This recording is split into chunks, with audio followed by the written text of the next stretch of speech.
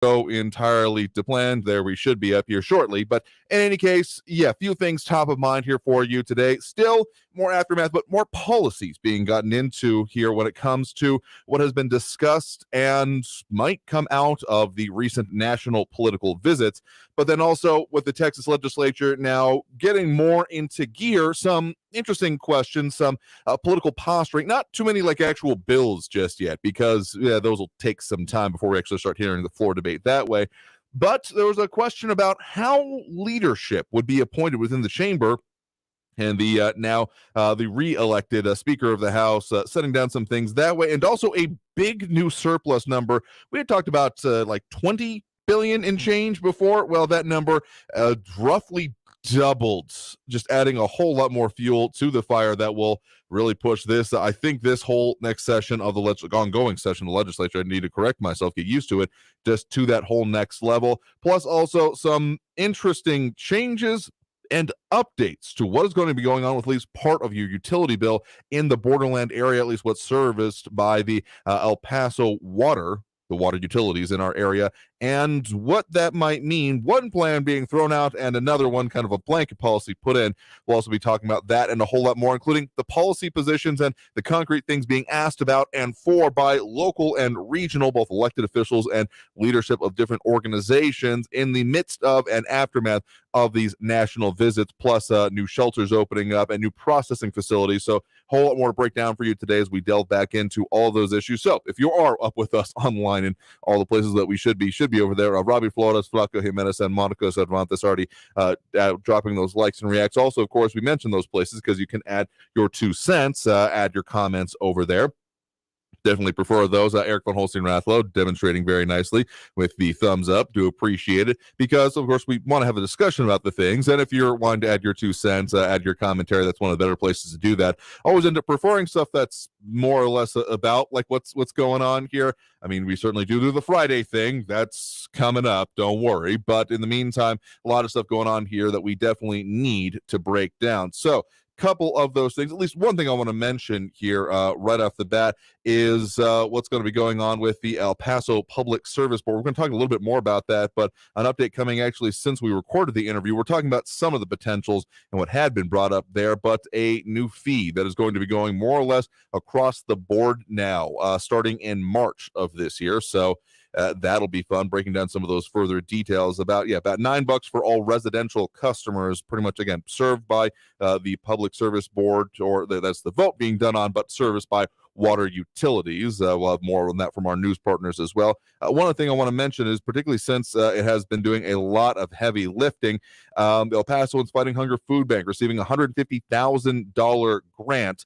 And I mean, that they have done, again, quite a lot of major work in our area. This grant from the Walmart Foundation, $150,000. It was one of a couple hundred food banks in the, of course, country that is partnered with Walmart. With the investment in it, I mean, that's where I choose to do my charity for the most part there.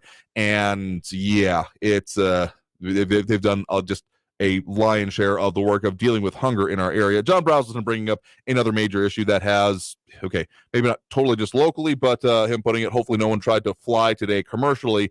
Yeah, that's one definitely thing. And Richard Janicek putting it as good timing for Southwest, saying Southwest got a break. Yeah, it's no one notices you if everyone's having the problem, I guess is another way to put it here. So yeah, anyone that is wondering why you're having to listen to us if you weren't even going to be in the area over the airwaves, sorry about that, but hopefully you find this informational and able to help you out and pass the time while you're waiting for the whole national flight information system. There's a few more technical ways to describe it here, but yeah, that taking a bit of a nosedive. Okay, maybe not the right way to describe it. Unfortunate phrasing on my part, but not working. And so a lot of flights, at least that 7,000 at last tick that I heard being affected today. So yeah, at least it's not exactly the holiday rush, but not that there's ever a good time to have such serious impacts to flight here. But onto the Texas legislature, one of the major questions that was going into this, RJ asking, was a cyber attack or just a mishap? But what the Pete Buttigieg,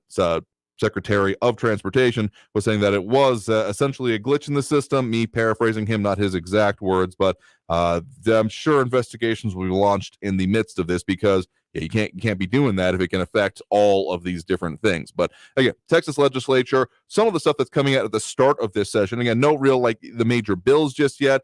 We still got to look at the priorities coming out of the, well, actual governor and lieutenant governor. But beyond that, more specifically, there has been a lot of movement in terms of, well, how the chamber will be run, much as there was the questions coming into in the national legislature, what kind of rules packages, and that was kind of the real pressure points that was coming into the whole kerfuffle involving the speaker vote. Speaker vote happening much easier in the Texas legislature, but still some contentious questions going on as a part of it, including essentially an effort to change part of the operation and when it comes to the assigning of committee chairs. So anyone who has paid attention at all or even has the vaguest inclination of what politics in Texas looks like know that there's a pretty firm control by Republicans, including at least one extra seat this time around within the Texas legislature, House of Representatives, that is. So, yeah, it's not a secret. I think it's roughly like 2/3 to 1/3 Republicans to Democrats, give or take. And so part of the kind of contention that had been coming up into the session was about how the party apportionment was happening when it comes to committee seats.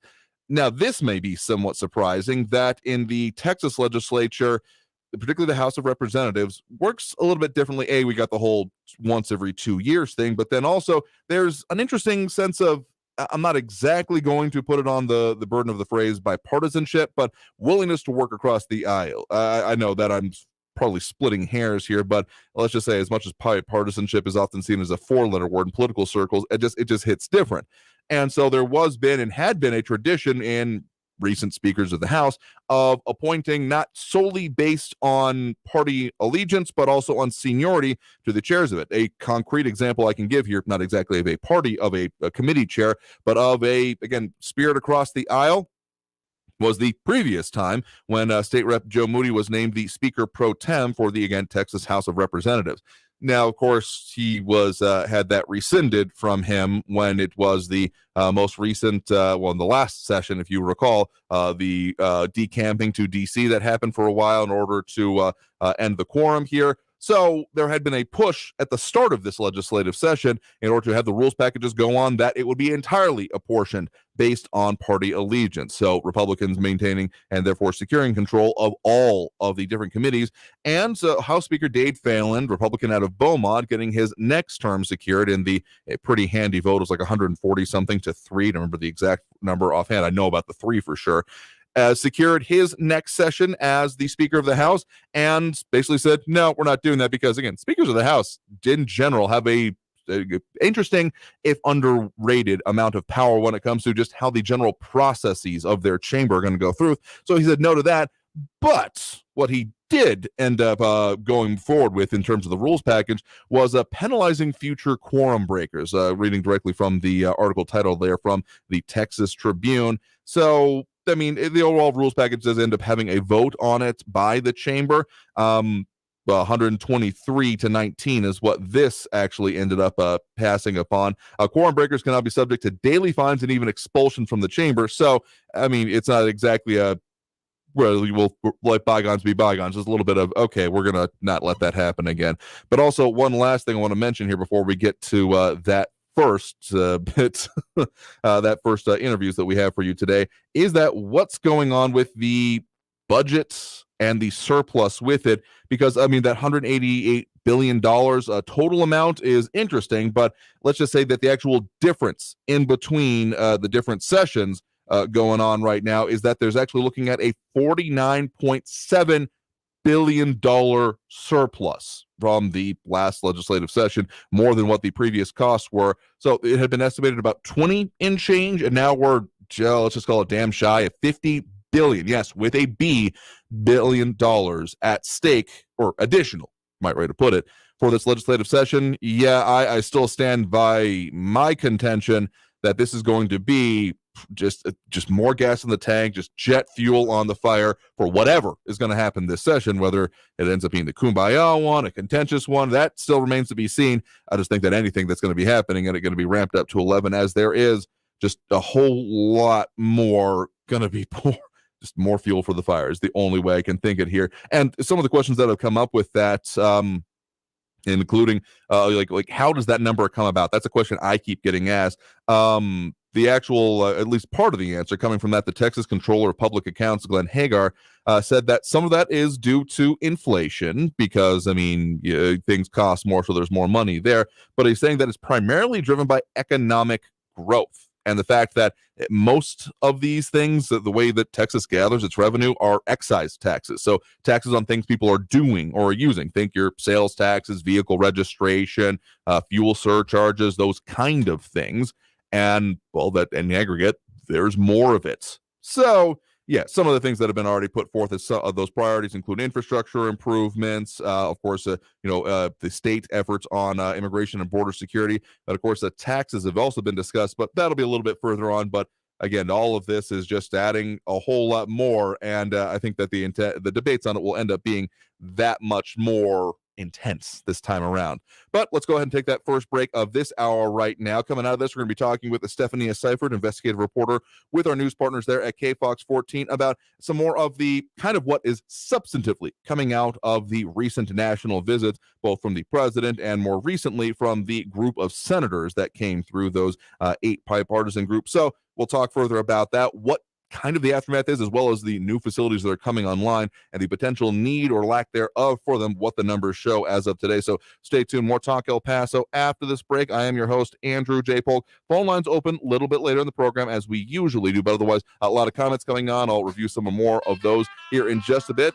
But in any case, stay tuned. More Talk El Paso here on News Radio 690 KTSN. Don't go anywhere.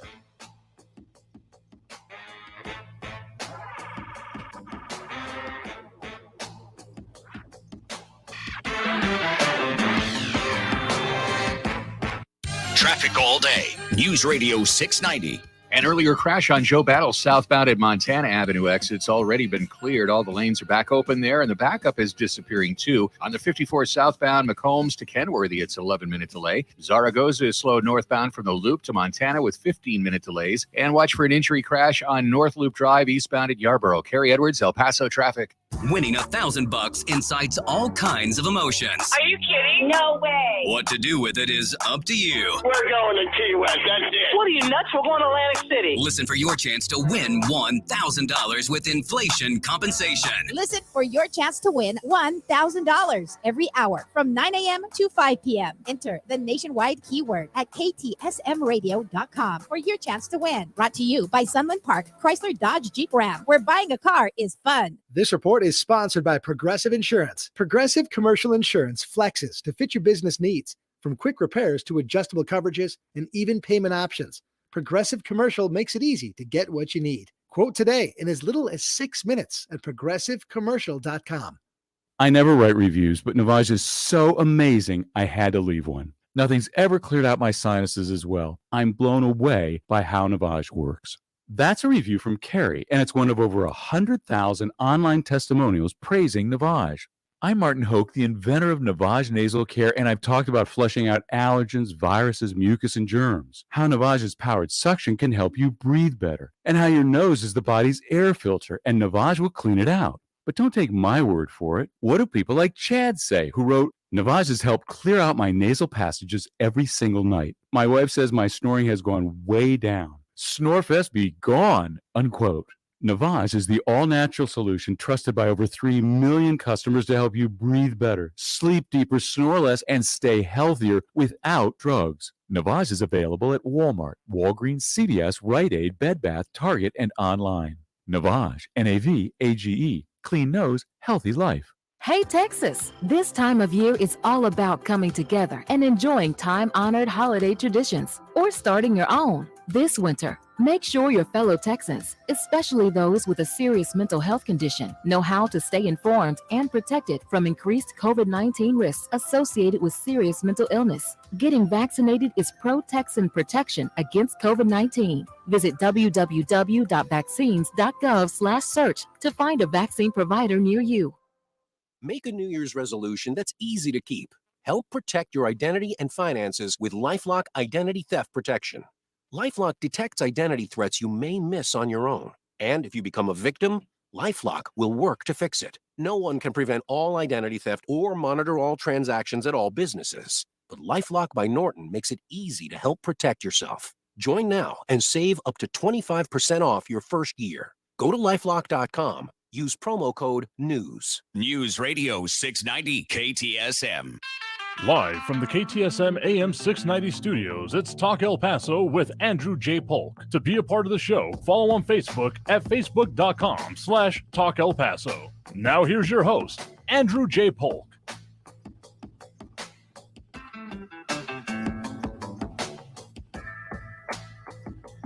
Welcome back to Talk El Paso, airing on News Radio 690 KTSM. I am your host, Andrew J. Polk. Thank you for tuning in, however you may be doing so, be it on air, online, live streaming through the free and reliable iHeartRadio app, or joining us over on the various social media pages that we are up on these days, facebook.com/Talk El Paso, more or less the main one. It's where most of the comments come in anyway, and the one we've had up the longest. But you can also find us under similarly named pages, Talk El Paso or Andrew J. Polk, on other Facebook pages, YouTube, Twitter, and Twitch.tv. So whatever works for you.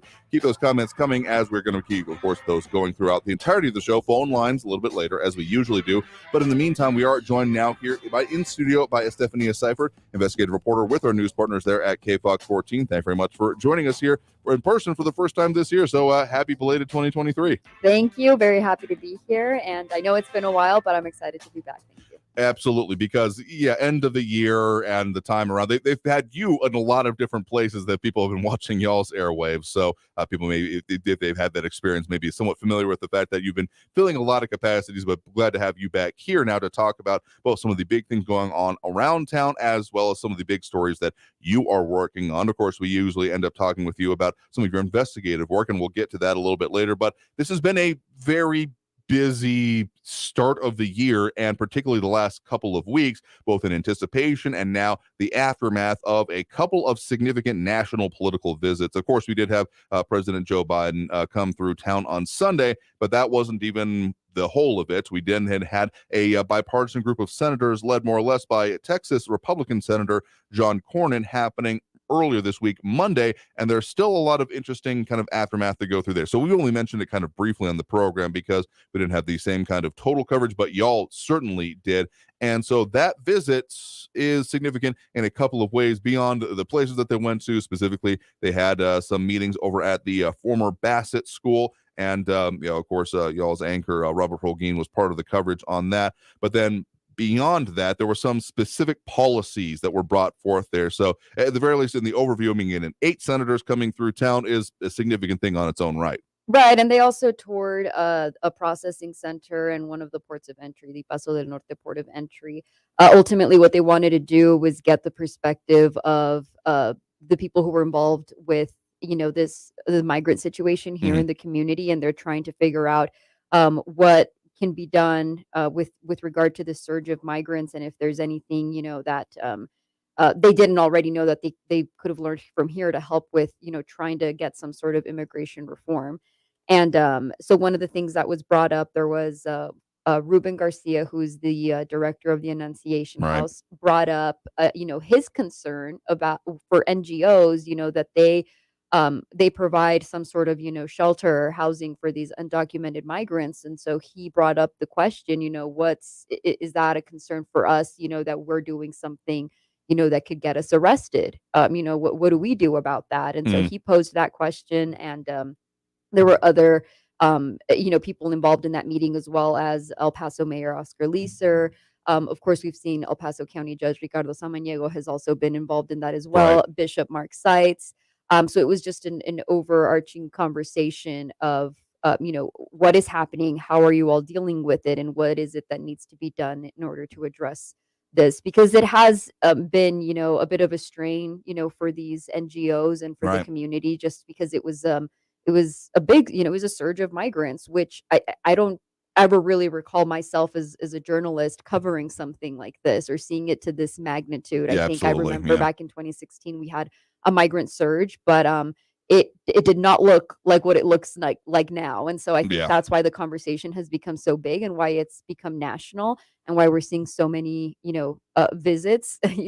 We had a presidential visit, and then we had this visit from senators. And I think the story continues because it doesn't end there. And the situation continues to be a little fluid, as it has been the past couple of weeks. And I think that's where we're still trying to figure out what's next, what happens next. Absolutely. So the policy parts of it, I mean, as much as the details of the visit and how they screwed up traffic among other things is certainly important and well a little bit more transitory. What's going to come out of this, I think, will be the most interesting part because the policies that were discussed there were a few that were, of course, mentioned and put out kind of as a up to the presidential level discussion from particularly Senator John Cornyn, again, Texas Republican senator. His 5 steps that he outlined about how to deal with the current crisis. But again, some of the things that were then asked about from kind of local nonprofits, it was an interesting juxtaposition, frankly, about where they were, because there have been questions about the operation of, again, former Bassett Middle School as this shelter area. And during the visit, it was able to be shown that there were, lines of cots that were still set up within the school that are largely going unused. And we still have, of course, people that are camped out in the streets waiting it, because part of the issue there is, okay, this one is not one of the NGOs, not one of the nonprofit organization shelters. There are other ones, but since the federal funds are what have been allowing this shelter and like Moorhead, former Moorhead Middle School, as well as the convention center to be set up, is that there are restrictions essentially on how they can be used, and essentially the presence of undocumented being prohibited within it. So that's at least part of kind of the ongoing conversation we're having on the situation we do have on the streets, and why it was having been, I mean, we heard from Mayor Oscar Leeser earlier this week as part of these news conferences about the difficulty of kind of the convincing or getting people to be willing to go to other area shelters, because there is, again, this kind of idea that, well, maybe we'll be turned away, or maybe there'll be other enforcement actions that kind of compounds the situation further. So that was a very interesting part to see kind of coming back from, again, it was not even just a Ruben Garcia, but also Bishop Sight saying that we need clarity, we need guidance, we need maybe laws to be changed. And so pound for pound, I mean, both visits are pretty important, but given that, I mean, the immigration situation is going to come up. We'll see what the House comes in. We've had more discussion about that. But on the Senate side of things, I mean, there's been maybe a willingness at the very least. I mean, this is a definable chunk of the actual population of the Senate here, just under about, 5% of it. So the fact that they are, or 8% of it, you want to be more specific. And so the fact that they're willing to come through, I mean, these are some senior leaders as well, that this maybe, again, crystal ball as cloudy as ever kind of time here, but this could be one of the aspects that actually might lead to a more specific policy or laws being put forth from this kind of both input and what they were saying, the senators themselves, during the visit. Right. And you touched on something which we've noticed ourselves when interviewing migrants, downtown. A lot of them don't know what's next. And they've asked our reporters, do you know what I'm supposed to do next? What's the next step for me? I think there's a lot of confusion for them as well as to what they're supposed to do. A lot of them don't have sponsors. Right. So, they're here trying to figure out what's next for them, what they're allowed to do, what they're not allowed to do. And I think there is that hesitancy of, the city has provided some resources for them, but they are hesitant to use them because they don't know if that's going to lead to, them being, sent somewhere else, deported, whatever the case may be. There's a lot of uncertainty on their end. And I think also just uncertainty all around with these, NGOs of, I'm sure migrants are also asking the NGOs, what do we do? What's next? And so I think they need those answers as well. But yeah, it's been a very busy couple of weeks for El Paso, and it doesn't seem like it's gonna, change anytime soon. I mean, yeah, just a couple of things that we've certainly mentioned before, but we've got Title 42 oral arguments currently scheduled a little bit later in February before the Supreme Court. So that's one of those moments here, though, of course, been new policy positions put forth by the Biden administration on the expansion of use of Title 42 in the meantime, including those 4 extra nationalities, and then the kind of re-implementation or brought to the forefront of Title 8, the CBP1 app, and we're going to be delving more into that a little bit later in the week, as well as we'll be having some more interviews with some of the local organizations that at the very least do study on it, that and kind of their analysis of those policy positions. But even on the heels of this, and while this is going on, there has been, of course, that tent-like facility in Northeast El Paso open to further facilitate not a shelter, but the processing of them. And I was actually mistaken in the way I may have described it before. I thought it was going to be kind of adjacent to the CBP headquarters that you find. You see it right off 54 once they head towards Trans Mountain in Northeast El Paso. But this one's actually a bit further out and kind of fresh built. It was in what looks like desert land previously, and that has now fully been opened as of today. Right. The facilities on US 54 in Mesquite Hills, it has a capacity of 1,000. And so we first reported about this in December. It's Mhm. a sided facility.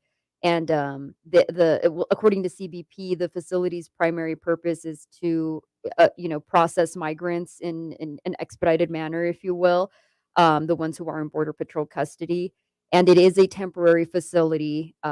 They have to evaluate operational requirements and determine if you know whatever temporary facilities are needed. And I think we have seen and we have reported on a bit of a decrease in the numbers Right. that are being seen. And so I think that also maybe contributed as to why the convention center temporary shelter was Mhm. torn down, and even changes to whether these schools that you had just mentioned were also going to be used or not, is because there has been a bit of a decline in the numbers that they're seeing.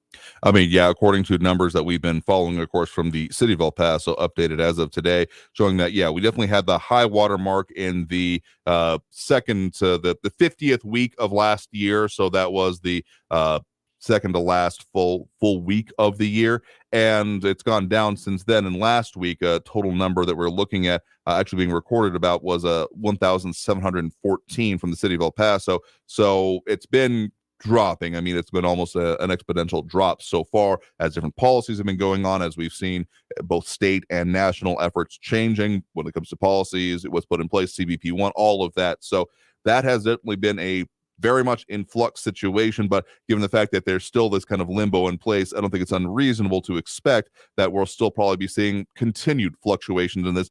Things could go back up as there are, again, changing expectations both on the part of what policymakers are doing and upon those that are looking to cross the border into the United States. Those all things will continue to be, well, more things that we'll have to keep our eye on. So the opening of some of these processing facilities is significant in its own right about having more capacity to deal with it. And as you mentioned about earlier about how there have been previous waves or parts of it we've seen in El Paso, the way I've thought about it, I mean, in 2014, we had the unaccompanied migrants crisis. That was primarily in South Texas and kind of right near the tip of Texas, so to speak.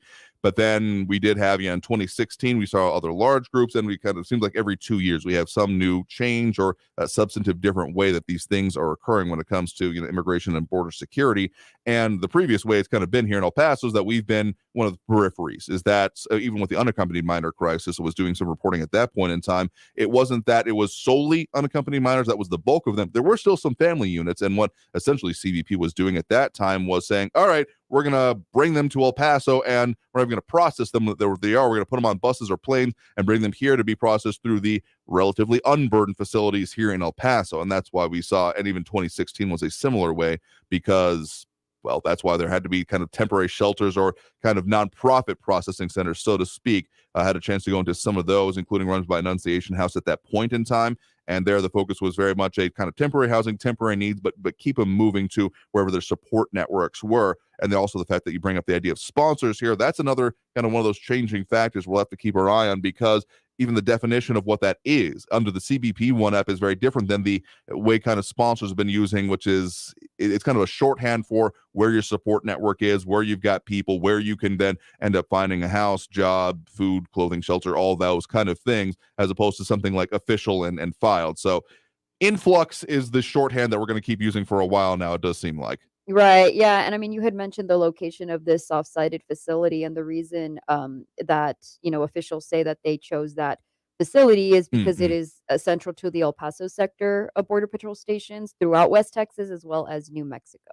So again, that will be one that is now stood up here, and we'll see what the kind of usage of this is. We'll keep our eye on the numbers there as well. But again, joining us here in studio right now, Stephanie Cipher, investigative reporter with our news partners there at KFOX 14. We will be talking more about her investigative reports, including the ones coming out tonight as well. Some other definitely impacting local news, including what's going on with the Public Service Board and that water surcharge that may or may not be happening anymore. But taking that next break right now, so stay tuned. More Talk El Paso after this break here on News Radio 690 KTSM.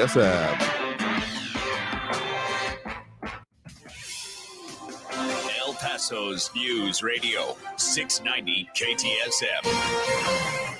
Hello, everyone. This is Robert Olguin with your KFOX 14 News Update. El Paso water customers will see an increase of $9 per month on their monthly bills. The Public Service Board today approved El Paso Water's budget that included that $9 increase. The budget, rates, and fees will go into effect on March 1st. The increase does not affect businesses. That $9 increase a month is strictly for residential customers. An El Paso musician was sentenced to 12 years in prison for child pornography charges. A judge sentenced 29-year-old Peter Sebastian Felix on Tuesday. He also ordered a lifetime of supervision release. According to court documents, Felix had been exchanging sexually explicit images with a minor. Felix was in a rock band, and prosecutors say he used his popularity to gain the trust of underage girls. This has been your KFOX 14 News Update. I'm Robert Olguin. News Radio 690. Traffic all day. From the KFOX 14 Severe Weather Center, I'm meteorologist Brad Montgomery. After a windy one for our Wednesday, the winds are going to calm down tonight. Temperatures are going to drop down into the 30s, so a cold start. You want your coat and jacket tomorrow morning. Breezy and cooler for our Thursday. Highs the mid to upper 50s, and it looks like we'll see nicer weather return for the end of the week. Partly cloudy for your Friday, high around 62. More clouds for your Saturday, high around 66. From the KFOX 14 Severe Weather Center, I'm meteorologist Brad Montgomery. This report is sponsored by Lowe's. On a busy construction site, things can be misinterpreted. Bring in the bulldozer. It can sound a lot like, building looks mediocre. Designs need a do-over. or even, Install a roller coaster? Okay. be on the same page at every stage with Autodesk. From the designers to the field crew to the owner of the finished building, Autodesk Construction Cloud gives everyone clarity. Now, can we actually bring in the bulldozer? El Paso. Does getting credit up to $150 a month to spend on everyday needs like food and over-the-counter products or to pay for utility bills sound good? Then ask about a United Healthcare Dual Complete Plan. You'll keep all your Medicaid benefits and get more benefits at no cost to you. Call United Healthcare today at 1-855-UHC-MORE. That's 1-855-UHC-MORE. Benefits, features, and or devices vary by plan and area. Limitations and exclusions apply. Food, OTC, and utility benefits have expiration time frames. Call your plan or review your evidence of coverage EOC for more information. Is foot pain making your life miserable? The Good Feet Store wants to help. We invite you to visit our store at Airway Boulevard at I-10 for a free fitting and test walk and learn more about how the Good Feet Store can help you find relief. The Good Feet Store. Progressive Commercial Insurance flexes to fit your business needs, from quick repairs to adjustable coverages and even payment options. Progressive Commercial makes it easy to get what you need. Quote today in as little as 6 minutes at progressivecommercial.com. This report is sponsored by Progressive Insurance. The most current and comprehensive. Just minutes away at the top and bottom of the hour. And always online at KTSMradio.com. Allison is perfect. I mean, she'd never tell you that. She's humble and perfect. She likes everyone. She even likes her untidy roommate's weird guinea pig. Allison, wait, are you texting and driving? Allison, no. That's the exact opposite of what I was just saying about you. Why, Allison? Why? Texting and driving makes good people look bad. Visit StopTextStopRex.org. Brought to you by the National Highway Traffic Safety Administration and the Ad Council. News Radio 690 KTSM El Paso. Live from the KTSM AM 690 studios, it's Talk El Paso with Andrew J. Polk. To be a part of the show, call 915-544-KTSM or follow on Facebook at facebook.com/Talk El Paso. Now here's your host, Andrew J. Polk. Welcome back here to Talk El Paso, airing on News Radio 690 KTSM. I am your host, Andrew J. Polk. Thank you for tuning in, however you may be doing so, be it on air, online, live, streaming through the free and reliable iHeartRadio app, or joining us over on the various social media pages that we're up on these days, facebook.com/Talk El Paso, the Talk El Paso channel over on YouTube, Twitter at Talk El Paso, or twitch.tv. Andrew J. Polk. Keep the comments going there. We'll pop up some more of the more relevant and or interesting ones on screen as we're progressing through the rest of the show, as we always do. Phone lines open a little bit later, as we normally do as well, into this segment actually. But in the meantime, still joined here in studio by Estefania Seifert, investigative reporter with our news partners there at KFOX 14. Thanks for sticking around with us here today. Yes, of course. Thanks for having me. Absolutely have to have you on to talk about the many things that affect us here in the borderland, and beyond the major national and international policy issues we've been talking about. One that has been getting brought up a decent amount here is about what's going to be going on with utilities and rates. Of course, there's been the rate case going on with El Paso Electric for a minute now, as kind of perennially happens. But a newer-ish one has been about a proposed surcharge, particularly in new developments by the Public Service Board, El Paso Water, the utility provider there, for some new homeowners, some new development areas of town. But actually, as of this morning, that was no longer, at least immediately, under consideration. Right. So I don't know if y'all remember, we had reported about this in November, the Mhm. possibility of this. This is when we first started hearing about this. And basically, it was a proposed surcharge that would um, really just impact new customers. And Right. it was a sustainable infrastructure surcharge, a fixed monthly fee that would be determined by the meter size, but it would only apply to new metered homes and businesses, not to existing customers. And it would add a monthly fee of $59 to the new metered customers' water bill. So that would be, leaving those customers to pay about $121 per month. Um, it appears, though, that that item was deleted from the agenda this morning. So, I think we probably are still expecting to hear maybe in the future if this is placed on the agenda, or maybe if it's just indefinitely taken off. We're not totally sure at this point. Right. But yeah, definitely something that we're keeping an eye on.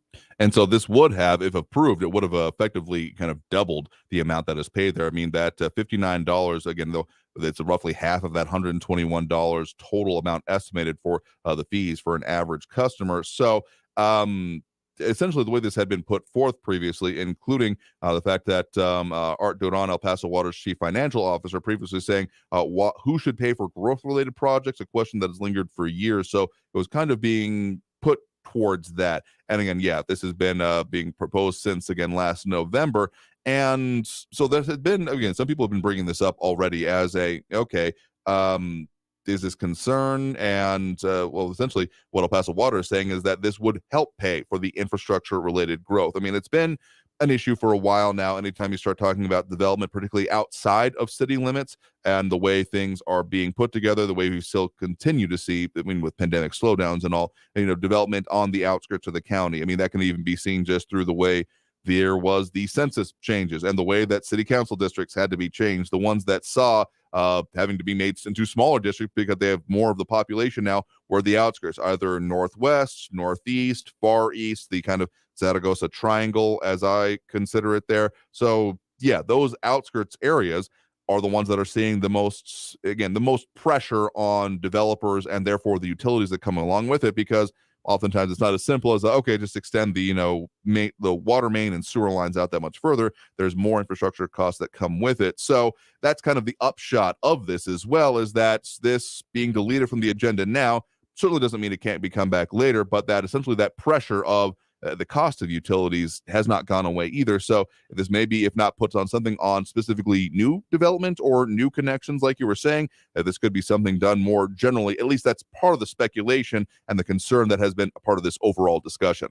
Right, because if it had been approved, hypothetically, if that would have happened today, then it would have gone into effect in March. So we at least know then that now if it does come back, it's going to be pushed back at least for not happening in March as of right now that we know of. But it also relates a little bit to a story we had talked about last year with the so-called ghost lots, and how the county was trying to figure out a way to maybe get developers to build that infrastructure, because that's really what's halting, the expansion in those areas of the county, is that the land is there, but there's no infrastructure. And, there's only so much the county could do with, putting in that infrastructure. There's really not that money for that to happen. And so it really does fall sometimes on the developer or on the owner of the land, and to be able to put that infrastructure in for water, wastewater.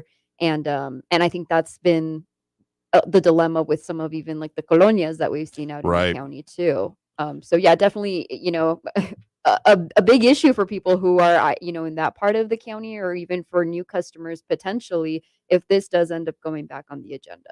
And, or, well, it might happen if this doesn't go back on, about there being more like generalized fees. Again, the question about who should pay for more expansion is kind of at the heart of this. So I don't expect this issue is dead, though. That's the update coming, of course, out of that for today.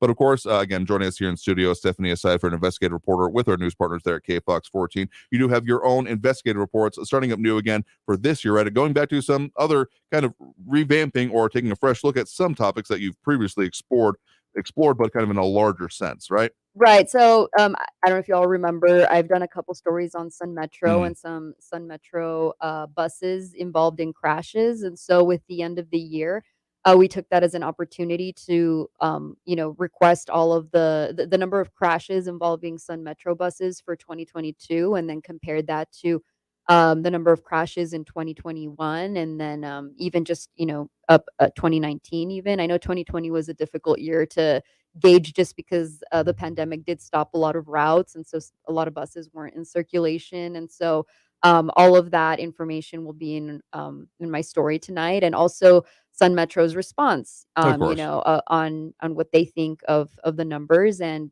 the direction that they're going.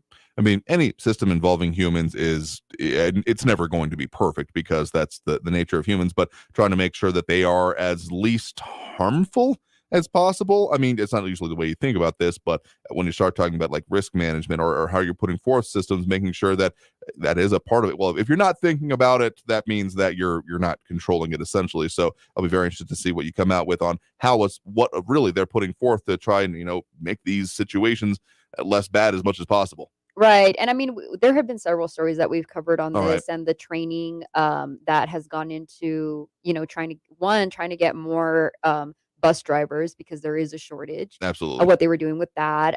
There were also, we had gotten, complaints from Sun Metro bus drivers saying that they were burnt out, that they were working, 60 hours and they were, tired while on their shifts. And so what the company's done, what Sun Metro has done about that.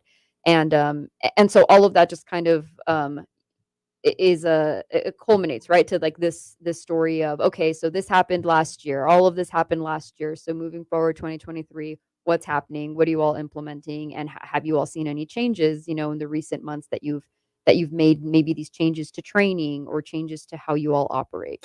Absolutely. So then again, that'll be coming up today. KFOX 14 News at 9 is where you'll be able to see this report. And if you want to see any of the previous reports, including the web story for this coming one, that of course will be kfoxtv.com, and then click under the KFOX 14 Investigates tab. And as always, if people want to get a hold of you for any of these other, potential reports, suggestions that they have for you about what to look at next, what's the best way for them to do so?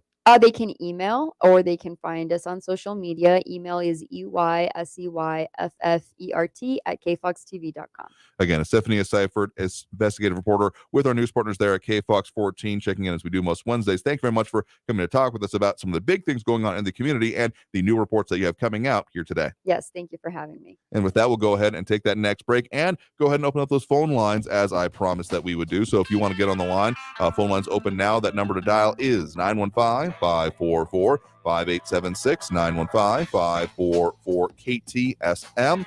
We're taking those calls at the end of the program, so stay tuned. More Talk El Paso after this break here on News Radio 690 KTSM. Traffic all day. News Radio 690. A crash downtown on the 10 westbound at Brown is causing a brief but steady stop and go back to Piedras Street. That crash right after Dallas Street is blocking the right lane. 54 southbound between McCombs and Trans Mountain is a 9-minute delay. Slow on the I-10 eastbound from Trans Mountain over to the Patriot, 6-minute delays. And an injury accident Pelicano eastbound at Bob Hope Drive. Carrie Edwards, El Paso traffic. This report is sponsored by Staples Stores. Staples Print and Marketing is committed to quality and printing perfect every time. Now at Staples, get $10 off your document printing and marketing materials order of $50 or more. Offer ends 2/11. See staples.com/store/printing for details. Try Staples and see the difference. Big news. The 2024 election could be America's last one. That's the shocking conclusion of famed best-selling author David Horowitz. In his new book, The Final Battle, David Horowitz reveals a secret war underway in America. Democrats, woke culture, and a new generation are destroying our traditional culture and ending our freedoms. Horowitz says their plan is taking place in our schools, our churches, even in our military.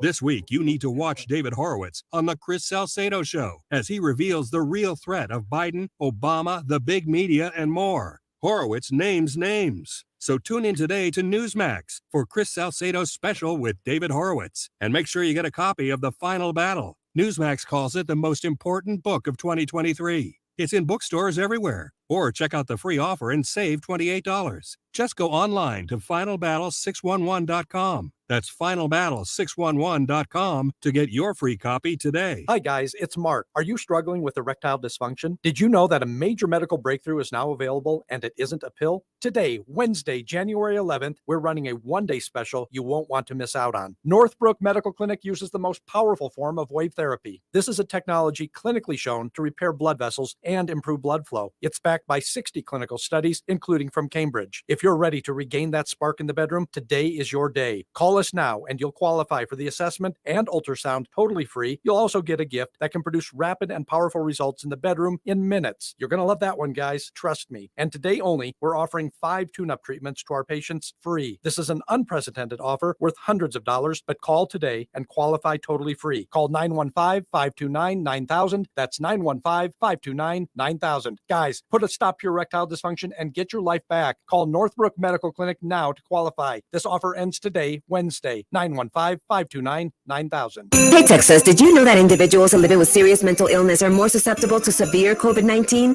Visit covidvaccine.texas.gov for vaccination resources to help reduce the risk and keep yourself and your fellow Texans informed and protected this holiday season. Stay healthy, Texas. Walgreens wants to make it easy to refill your Medicare prescriptions. That's why they offer 90-day refills, refill by scan using your phone, even save a trip refills so you can pick up all your prescriptions with ease. So fill your way at Walgreens. Exclusions may apply. El Paso's News Radio 690 KTSM. Live from the KTSM AM 690 studios, it's Talk El Paso with Andrew J. Polk. To be a part of the show, call 915-544-KTSM or follow on Facebook at facebook.com/Talk El Paso. Now here's your host, Andrew J. Polk.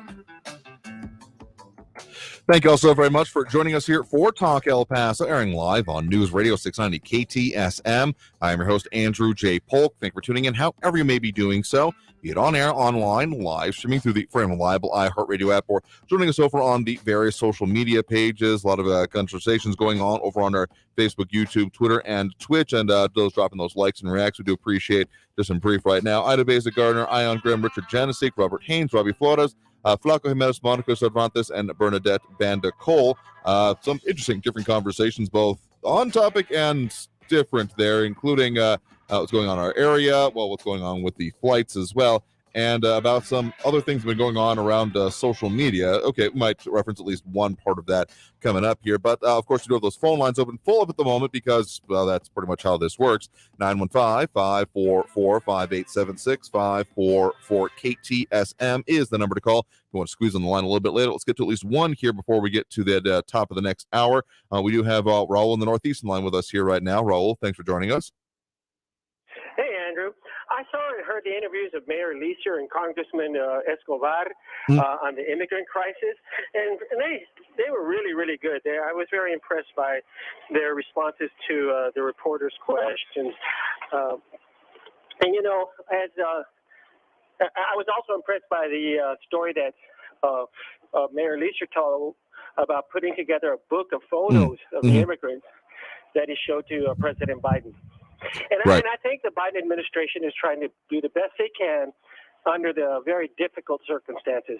My wife and I went to Juarez last Saturday, and there's still border protection, okay? Uncle Sam spends a lot of money trying to manage illegal immigration. So anyone who says the border is wide open is a liar or uninformed or both. And the border isn't any more or less open than it has been in the past. We just got more desperate people trying to get in. And these immigrants, children of God and Jesus, these poor people are incredibly desperate and tough, fleeing their failed countries, trying to get in the United States.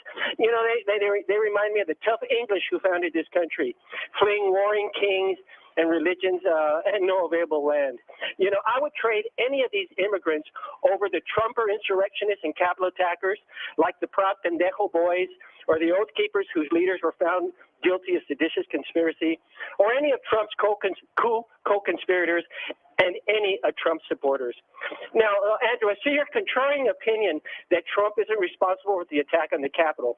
Contrary to the people who were there, like our Congressman Veronica Escobar, contrary to the statement of the Republican minority leader at the time, Kevin McCarthy, contrary to the statement of the Senate Minority Leader, Moscow Mitch McConnell, contrary to the testimony of the Capitol officers who were attacked, some of whom are suing Trump for their injuries, contrary to the findings of the second impeachment, contrary to the 1/6 Congressional Committee findings, contrary to the testimony of former White House staffers and officials, contrary to the guilty pleas of over 500 of the 800 Capitol officers who have been arrested, crying that they were there for Trump and now feel used and abandoned, contrary to the fact that Trump invited the rioters there, spoke there, incited his mob, and told them he was going to walk with him to the Capitol with them, and contrary to the witnesses' testimonies that he didn't do anything to call off his mob for 3 hours. Again, we've gone around this bend a few times now here. And in short, do I think he's directly culpable? I mean, there's no real short answer to this, but in part, I guess the real question comes down to, okay, what are the repercussions of what you're talking about there? If you're going to say, okay, he's culpable, this is directly his fault based on the speech that comes along with that, well, frankly, that gets into a whole lot more questions than, well, we got to hit that top of the hour break right now. So tell you what, I'll mention a little bit more of that once we come back from this break here. But I think that most of the things that you put forth there, in short, actually, I can say is what have been the actual consequences for the person that you're impugning here, that of the former president. And I think that's the real question that you need to come down to. But I will talk more about that. Got to take that first break right now. But back after this break with more Talk El Paso here on News Radio 690 KTSM. Again, that number to call, 915-544-5876, 544-KTSM. Back after this break with more Talk El Paso here on News Radio 690 KTSM. Stay tuned. Traffic all day. News Radio 690. A crash downtown on the 10 westbound at Brown is causing a brief but steady stop and go back to Piedras Street. That crash right after Dallas Street is blocking the right lane. 54 southbound between McCombs and Trans Mountain is a 9-minute delay. Slow on the I-10 eastbound from Trans Mountain over to the Patriot, 6-minute delays. And an injury accident Pelicano eastbound at Bob Hope Drive. Kerry Edwards, El Paso traffic. Hey, folks. Cash Blitz scratch games from the Texas Lottery are here for you right now, and you want to check them out because you could win top prizes from $5,000 all the way up to $1 million. You can enter for a chance to win a VIP trip to an iHeartRadio event or concert. If you're listening to us, you probably might enjoy that, but also win a trip to Austin to play the $10 million Cash Blitz Challenge and attend the iHeart Country Festival. Play today and be sure to visit TexasLottery.com for all the details. Why do you buckle up when you get in your truck? Maybe you do it to get home safely to your loved ones, or because you take your job as a professional driver seriously, or because you want to follow the law to stay safe. Remember, it doesn't matter how long you've been driving, or even if it's a quick trip. Wear your seatbelt to stay safe on the road. Learn more at www.sharetheroadsafely.gov. That's www.sharetheroadsafely.gov. And remember to buckle up when you get behind the wheel. Paid for by FMCSA. News on the hour and a half. Traffic and weather all day. News Radio 690 is KTSM AM El Paso, an iHeart radio station. NBC News Radio, I'm Brian Shook. Thousands of flights are not taking off on time today after a nationwide ground stop this morning caused major disruptions. FlightAware says more than 9,200 flights have been delayed so far today, with another 1,300 getting canceled altogether. Southwest and American Airlines have both delayed half of their flights. Evan Schrodel said he's currently dealing with delays. Delta's been great. They've been very easy and flexible with allowing you to book new arrangements with no extra cost, and I'm hoping this one gets me home on time. English rock legend Jeff Beck is dead at the age of 78. His family confirmed the news in a statement Wednesday, saying he recently contracted bacterial meningitis and passed away peacefully Tuesday. Beck rose to prominence with the Yardbirds in the 1960s and is regarded as one of the most innovative guitarists of his generation. A new report says aides to President Biden have found a second batch of classified material at a new location. This comes after the White House acknowledged Monday a small number of classified documents were found at an office Biden used after leaving the Obama administration. NBC News reports the additional documents have now been found in a separate location. The Buffalo Bills say Damar Hamlin is out of the hospital. He's selling a T-shirt to support first responders and the hospital that helped save his life. Jack Crumley has more. The post pinned at the top of Damar Hamlin's Twitter account says he wants to give back an ounce of love that was shown to him since he suffered cardiac arrest on the field of Paycor Stadium more than a week ago. He's selling a T-shirt that asks, "Did we win?" which was among the first things that University of Cincinnati doctors say the Bills' safety wanted to know when he regained consciousness. Hamlin says proceeds from the shirt will go to first responders and the UC Trauma Center. I'm Jack Crumley. You're listening to the latest from NBC News Radio. 6 people are wounded after a stabbing attack in Paris. Ross Cullen says the suspect was arrested by police at the scene. The attack took place at Europe's busiest railway station, Gare du Nord, in the French capital. It occurred during the peak morning rush hour period when thousands of people were in and around the station. The Interior Minister said police officers opened fire on the suspect, who was arrested. New York can continue to enforce gun control measures following a ruling by the Supreme Court. It's leaving in place an appeals court ruling that lets the state uphold new measures while a legal challenge is presented.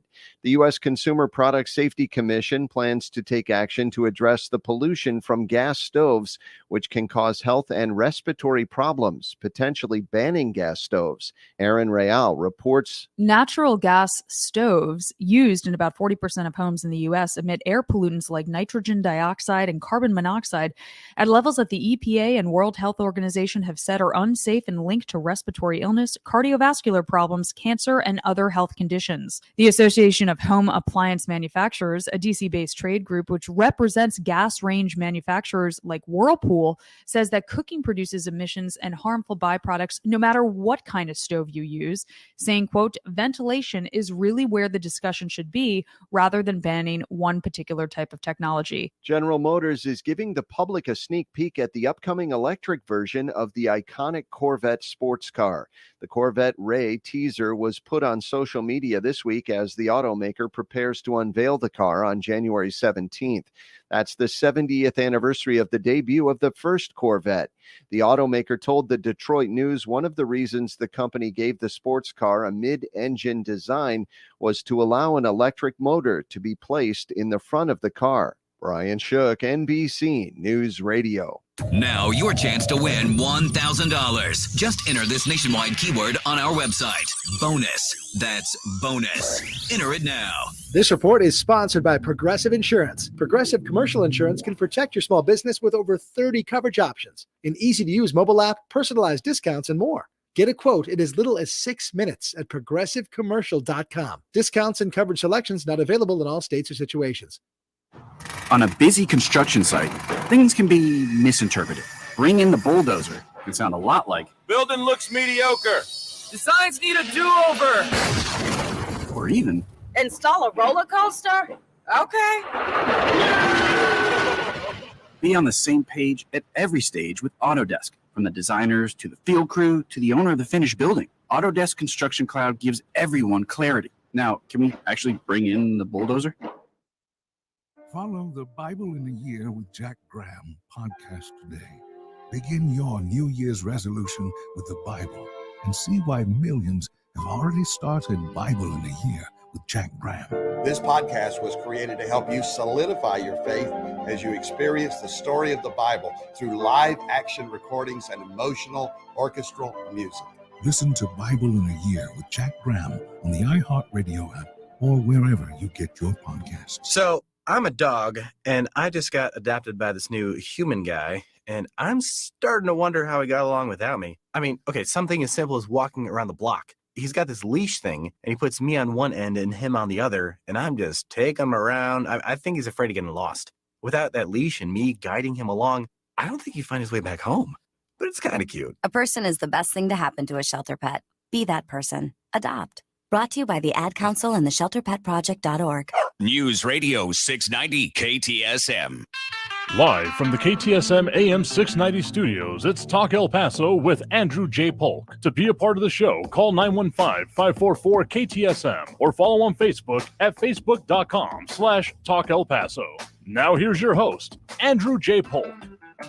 Thank you all so very much for joining us here for Talk El Paso, airing live on News Radio 690 KTSM. I am your host, Andrew J. Polk. Thank you for tuning in, however you may be doing so, be it on air, online, live, streaming through the free and reliable iHeartRadio app, or joining us over on the various social media pages we are up on these days, Facebook.com/Talk El Paso, the Talk El Paso channel over on YouTube, or at Talk El Paso, or Twitch.tv, Andrew J. Polk. A lot of people leaving their comments over there, some of them more relevant than not, such as Ion Grimm wondering if those that were removed ahead of the visit by the president have been bussed back. To my knowledge, no, because the point was to keep them moving anyway. That's pretty much been the focus of not even just the governmental response, but even the local nonprofit response here, but also a couple other interesting conversations about a video that was going around on social media involving someone attempting to rob a store and the patrons within, and a patron within firing at that individual. That's more Friday territory, but I might mention something on that. But also things about gas stoves or the lack thereof. Plus, I saw there's no concrete efforts to fully end up banning them, though, of course, it's been discussed in other ways. Though I don't think, even as Louis Pinato was suggesting here, that the government would rather we cook with dung like poor countries. I think the alternative was electric stoves. But if that's your preference to cook with dung, don't let me stop you. Maybe you should stop yourself, but hey, that's more of a your decision kind of thing. But otherwise, about some of the things that are going on here locally, including what has been coming up, the update since we did have that interview with Stephanie about what is coming out of the Public Service Board's vote for El Paso water utilities, about a roughly $9 surcharge going to be added to all residential customers within pretty much our viewing area, listening area. If you're serviced by El Paso Water, you're going to be looking at an increase starting in about March, after the question about who should pay for expansion going on in the area has now been more or less answered as everyone. Well, residential customers anyway. Businesses are not going to be subject to that same kind of thing there. Also, a lot more people dropping those likes and reactions, including Alex Campos. Do appreciate that as well. And more comments coming in. And I'm not saying Lupinato apparently wanted to pick a fight with me now. I'm just saying, if you're interested in cooking with dung, that's between you and your food, and I'm just may not accept your invitation to come over and sample your cuisine. But we'll meet at a restaurant. How about that? That I'll pre-vet beforehand. Anyway, more conversations going on, but okay, man of my word, did say I would talk more about the question that came up, even though this is firmly Friday territory, about essentially consequences that should come out of January 6th. Now, yes, we have been around this bend many times, but I just got to say that part of the problem is about how do you actually end up achieving that, because some of the things that were mentioned there were the impeachments that, well, they were never actually, impeachment was voted on, but there was never actually a conviction with it, because sure, you may think that you have to vote on your principles and do what you feel is right, but if you're doing that in complete ignorance of reality, thinking, no, it is right for me to be able to fly to where I need to get to and try to jump off the roof of a building, you're ignoring of reality and the situations you're getting into. That doesn't make your cause any more noble. It's still going to come smack dab into the realities of the situation. In that case, physics, and what happened with the impeachments and the hearings around it. Well, that ends up coming into political realities, because as much as impeachment and the process around them is, I almost want to say, mythologized as being an ultimate recourse, they're political processes. They're literally not courts of law. So even if, okay, at this point you feel that the consequences should have been done there for, say, dereliction of duty, well, essentially that can't be done anymore. The office holder no longer holds the office. So that point, unfortunately, ends up being moot if that's the way you want to look at for it. Listen, if you want to organize just a lynch mob and go, make sure to no longer go with the guy that you think caused a lot of problems, well, I'm going to disagree with you there, but that's the logic, the way it seems to apply whenever we keep going down that route. If you want to talk about actually making sure a person no longer holds office, well, that gets to be a more interesting question, whether or not they'll be possible through any of the things that have actually now going through to a full investigation, being recommended, criminal investigations, etc. That's kind of the route that I was suggesting. If you truly think that there are things that are, well, provable that way, to go that route right from the start, as opposed to the kind of public flogging that goes along with it. But even then, the idea of someone saying that we need to go opposed to something, the precedents that also come along with it cannot be ignored, I have to say. Because, yeah, politicians often play with fire in their statements, saying, well, I just wanted to get people fired up. I didn't think they would ever actually do it. Whether or not that's a defense or not, well, honestly, that would be a question that we would have to decide along with it. Because if it's well, you said that something should be stopped, but you didn't tell people that they shouldn't literally, commit crimes in the way of it, I mean, everyone's going to end up putting that disclaimer on their statements if it comes to that point. And I just don't know if that's going to be effective at all. Again, full investigations, criminal investigations, if warranted, will be the right way to go about this in my mind, which we, again, maybe at the end of the year now have finally embarked upon with the recommendations and the separate events from January 6th. But just to say, well, just throw them all out, kick the bums out and those kind of things here, it doesn't end up being that useful in my mind. Anyway, let's get back to the phone lines now. More comments coming in. No one's been blocked from our page other than who has been previously discussed. We've only had to do that one time before, but let's just say we've had some certain things on notice that we're not actually talking about, or at least even discussing issues so much as just, seeking to beat up other people about it. Yeah, we're going to move on from there. So that's why you want to come at anyone, come at me, because I am fully equipped to respond. Any case, let's get back to those phone lines now. Again, the number to call is 915-544-5876, 544-KTSM. Full up at the moment, but we'll get to those calls, of course, throughout the rest of the progression of the show here. We do have Marco over in Central on the line with us here right now. Marco, thanks for joining us. How's it going, Andrew? Doing all right there. What's on your mind? Man, there's so much always, right? Yeah, pretty much. First off, let me give a shout out to the ladies at the electric company customer service area. They're about to close it down this Friday on the 13th. And, I want to give a shout out for many years of service to those ladies. If you all get a chance, go down there, pay your bill, and go get some studs at the tap.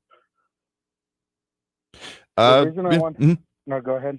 I mean, yeah, that's a good place to stop by here. But we've talked about that a couple of times before, and it does relate, I think, pretty closely to what's going on with the Public Service Board. Now, of course, that's the water utilities, not electric, but the ability to access it or not, I wonder if that's going to work out, because we still have some of the poorest zip codes in the country, at least one here in El Paso. So making it a higher technological burden, I'm not sure if that's going to be the right avenue to take at all.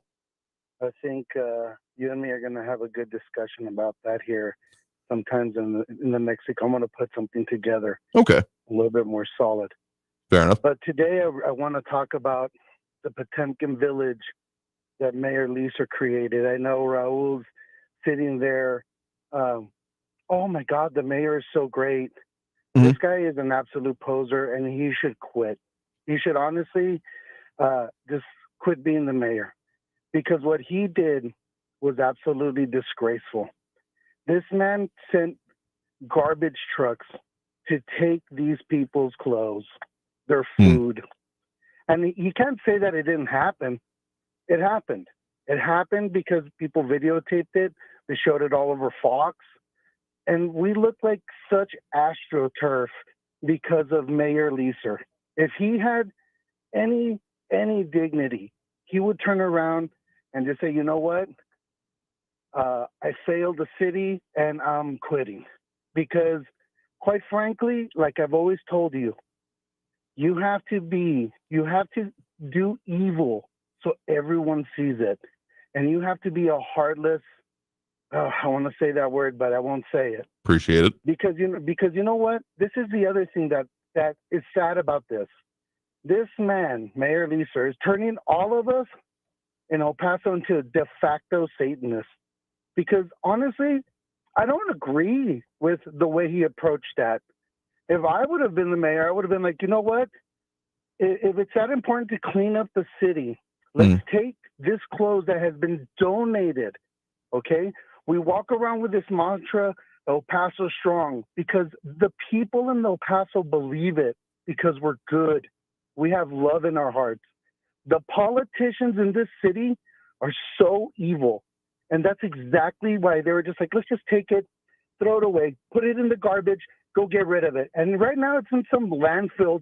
They don't care. Those are donations that were given. I guarantee you there were donations. A lot of those donations were given to those people by poor people here in El Barrio. And this mayor, this puerco sucio, I swear, this man is just, and I know I'm ragging on him, but here's the problem. Democrats, they'll talk the greatest game, and they're the biggest posers. They don't care about people. Their policy, look at the stuff that's on the TV today. we're going to ban stoves. What business is it of yours to ban stoves? It's none of your business how people live, but they want to tell you how to live. We're gonna eventually gonna tell you. I promise you, you will start to see these articles. Driving is dangerous and hazardous to your health, and you and me and maybe our children will be the last generation of people to drive because they'll just sweep you away from it. And there's so many huge issues, but we look like such ridiculous. Like Raul says, I went to Juarez and it's all good, yay! Like I'm like, bro, are you living in Andy Griffithville? Are you seriously not seeing the people that are coming in from underneath the bridge that are burning fires out there? You know what? Try living in Tijuana as they're having full-on gunfights in the streets with the military and the Zetas. That's going to bleed over here. The Linea, I promise you, you have all the Aztecas and the Lineas and all these people down in Juarez, and they're trying to encroach into those territories. You're going to have a full-on blown narco war in Mexico, and it's going to be bad. I mean, talking about there's a few things you're referencing there that I want to make sure that we're being clear about as well. You're referencing there when it comes to Mayor Oscar Leeser and his statements, and what you're essentially you're pinning to him is the cleanup that happened. We did see people that were either voluntarily or otherwise moved out of South Central El Paso. It was referenced. We played some of the clips of them speaking about this, of essentially enforcement actions and other things going on, or the way he also put it, of convincing people to go into shelters of the non-sensitive areas, such as not next to Sacred Heart Church. As was spoken about by, say, Congresswoman Veronica Escobar, but that's like near the Greyhound station and other places on the streets. There was the pictures that have definitely been making their way around on social media of one particular street. I don't know the actual street it was on, but next to some brick buildings and on the sidewalk of where there had been rows of people basically camped out there without actually having tents, so to speak, and the amount of blankets that were there and then that were then seen, left over after those people themselves were moved out. I think that's at least a part of what you're talking about, right? Yes, and it's a tragedy. I mean, what's happening here, Andrew, honestly. You know what I want you to do, Andrew, for dramatic radio effect?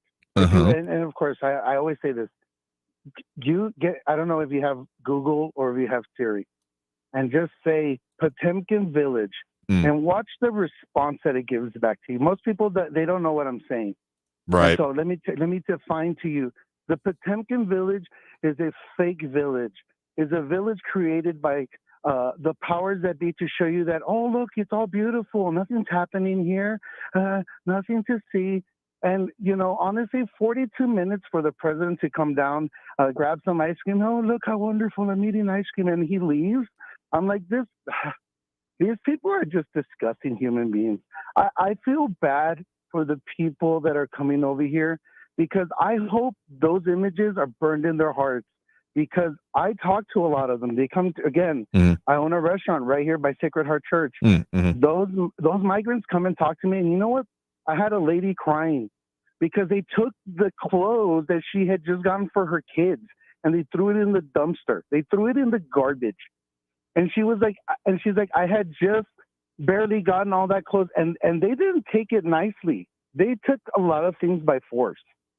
And this is a disgusting thing that I'm saying. This man, Mayor Leeser, okay, is there nepotism rules, by the way? This guy owns a car lot. You know what? I'm going to state that, and this has nothing to do with you. This is me, okay? Marco Antonio Contreras saying this on air. We should all boycott his car lots to make a point to him. What you did was disgusting, and you should resign being mayor because honestly, to make El Paso look so fickle, so fake, and you can't say that it didn't happen. There's video everywhere. Have some compassion for the people that are coming over here because they're the ones that are suffering.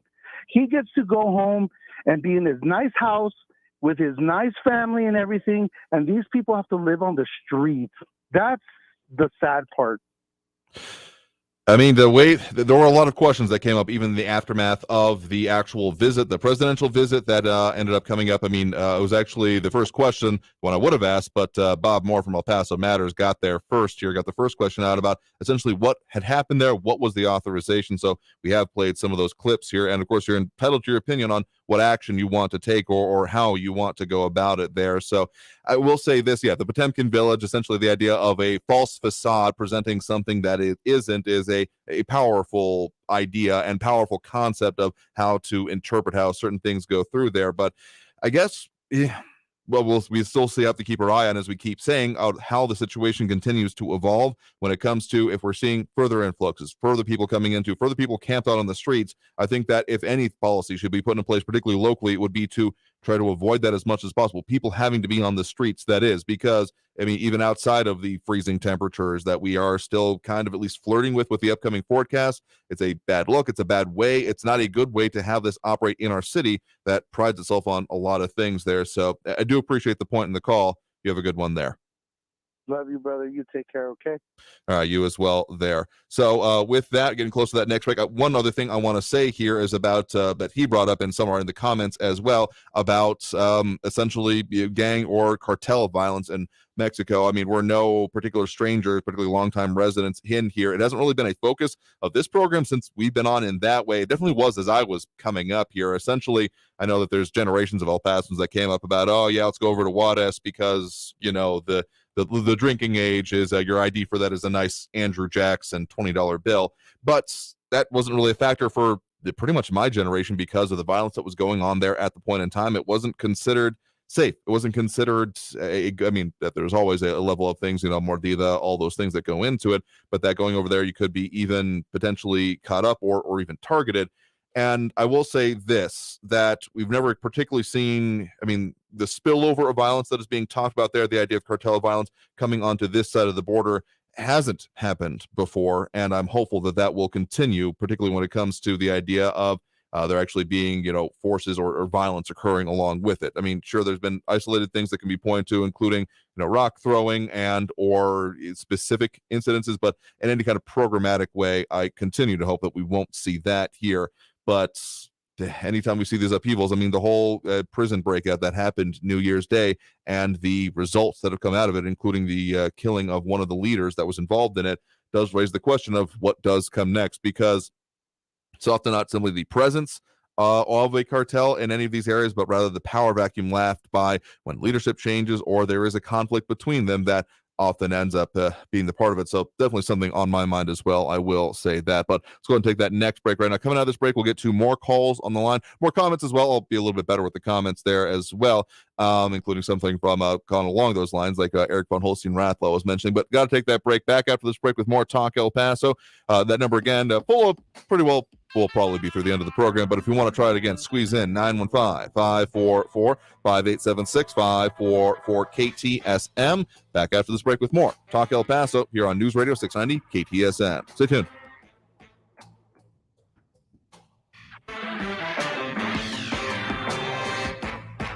Traffic all day. News Radio 690. A crash on I-10 eastbound at Artcraft is blocking a couple of lanes and causing a backup. The center and left lanes are blocked, and the backup is to Vinton with 20-minute delays. I-10 westbound after Dallas Street downtown at Brown. Stop-and-go traffic still back to Piedras after an accident is blocking the left lane. And the 54 southbound is slow, not looking too bad. About a 5-minute delay southbound from McCombs to Kenworthy. Carrie Edwards, El Paso traffic. Winning $1,000 incites all kinds of emotions. Are you kidding? No way. What to do with it is up to you. We're going to Key West. That's it. What are you, nuts? We're going to Atlantic City. Listen for your chance to win $1,000 with inflation compensation. Listen for your chance to win $1,000 every hour from 9 a.m. to 5 p.m. Enter the nationwide keyword at ktsmradio.com for your chance to win. Brought to you by Sunland Park, Chrysler Dodge Jeep Ram, where buying a car is fun. This report is sponsored by Progressive Insurance. Progressive Commercial Insurance flexes to fit your business needs, from quick repairs to adjustable coverages and even payment options. Progressive Commercial makes it easy to get what you need. Quote today in as little as 6 minutes at progressivecommercial.com. This is the Piketon Massacre, Return to Pike County.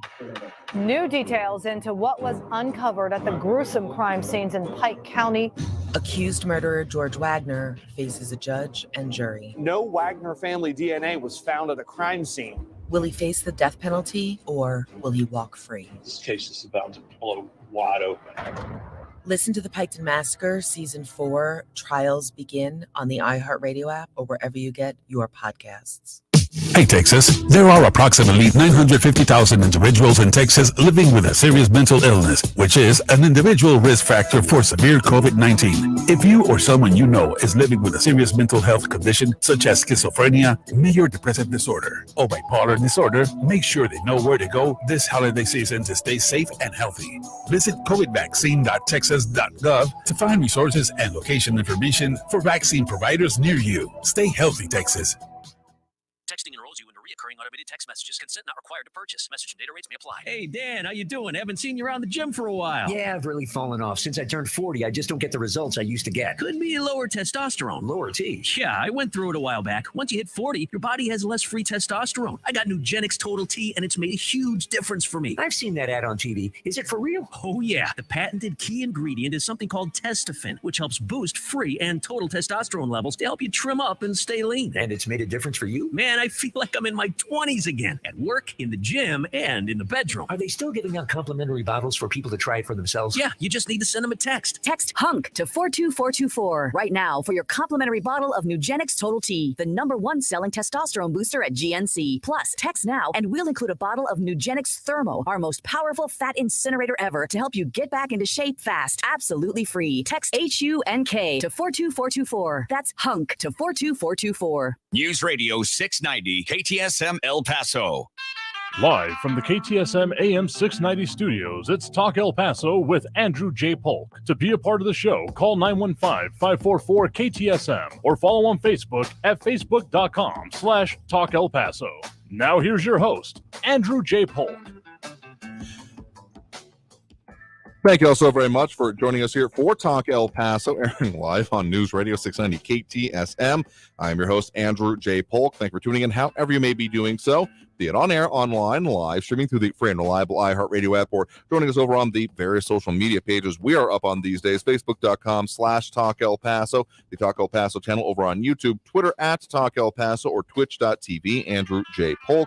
A lot of comments coming in there, including those dropping those likes and reacts. We do appreciate Matt Olson, Eric Von Holstein-Rathlow, Diana Beers, Umber Banda, Ida Beza-Gardner, Ion Grimm, Richard Genesee, Robert Haynes, Monica Cervantes, Robbie Flores, Bernadette Bandicol, Alex Campos, and more, I think. if one missed out there. It's not showing me the full list for whatever reason. But hey, if you're there and you're letting us know how you feel about it, or you just like the ability to talk about the things affecting us here in the borderland, you are definitely in the right place.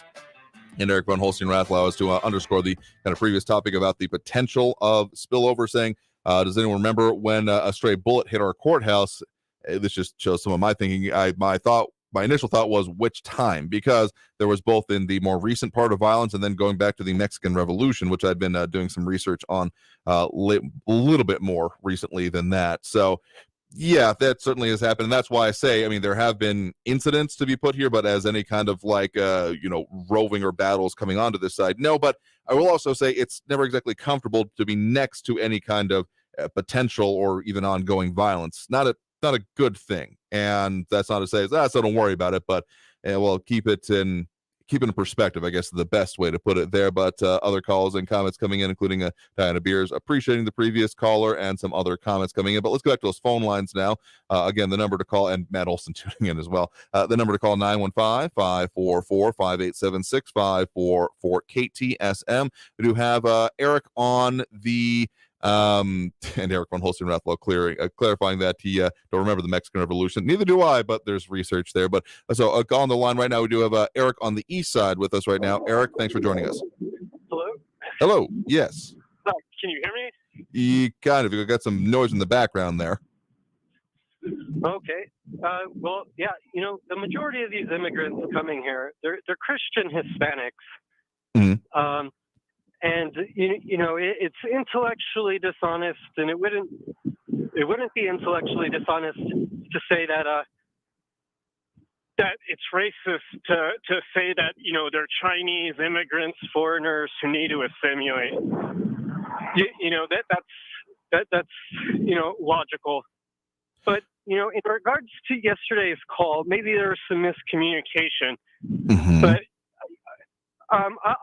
I've never called you or anyone, your callers, a terrorist. Why would you say that yesterday?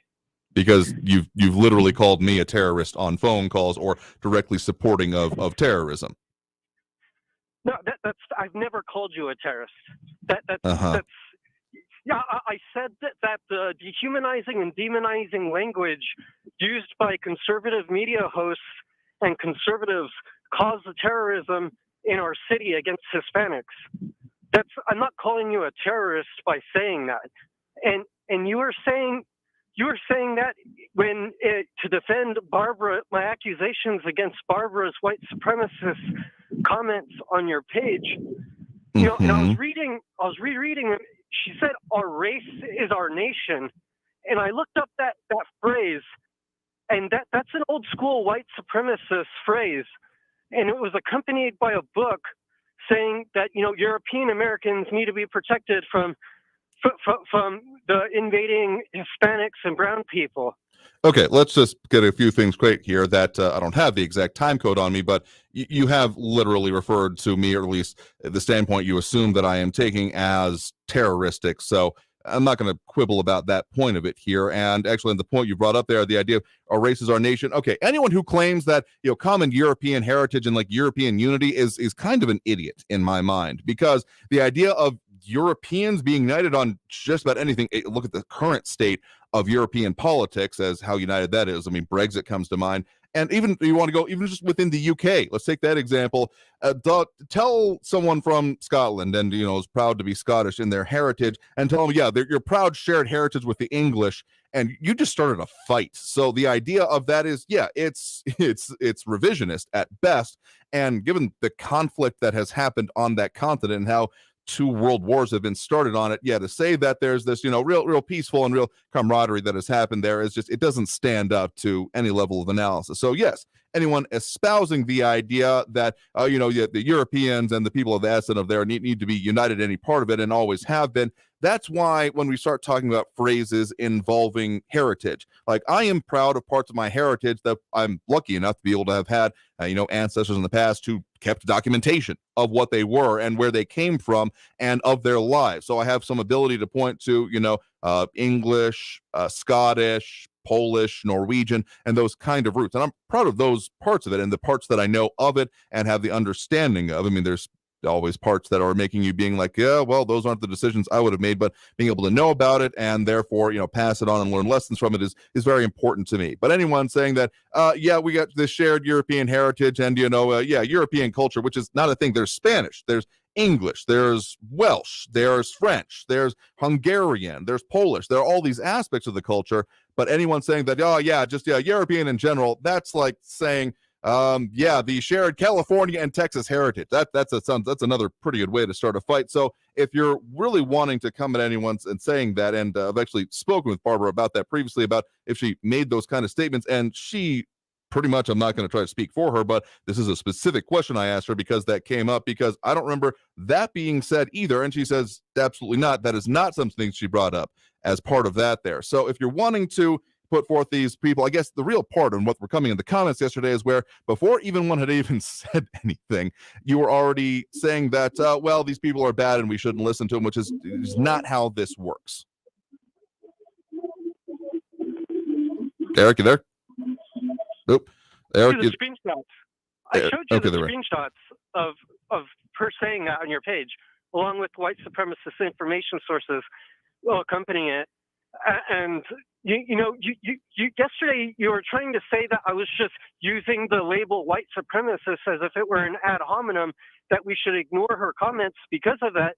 But I wasn't at all. That's literally what she was sharing and saying.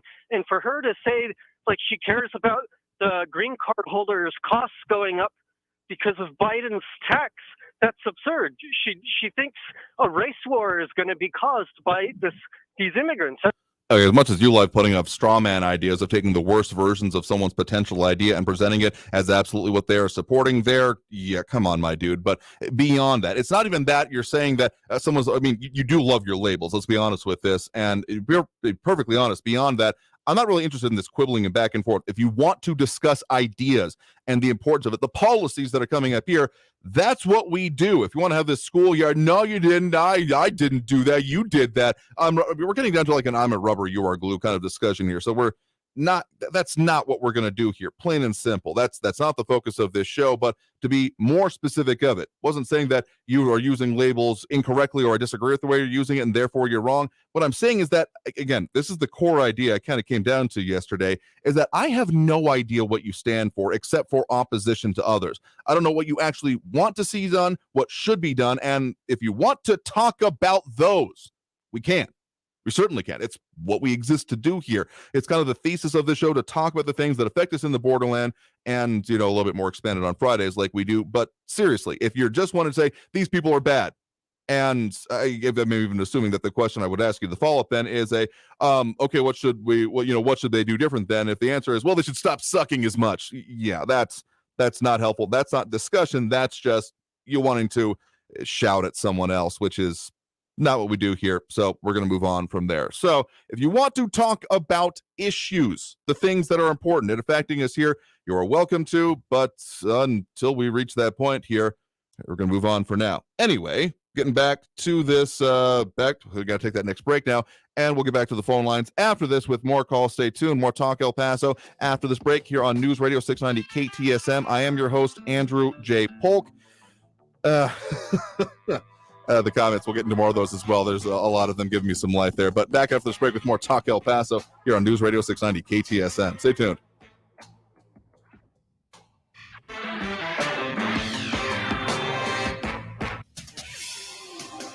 El Paso's News Radio 690 KTSM.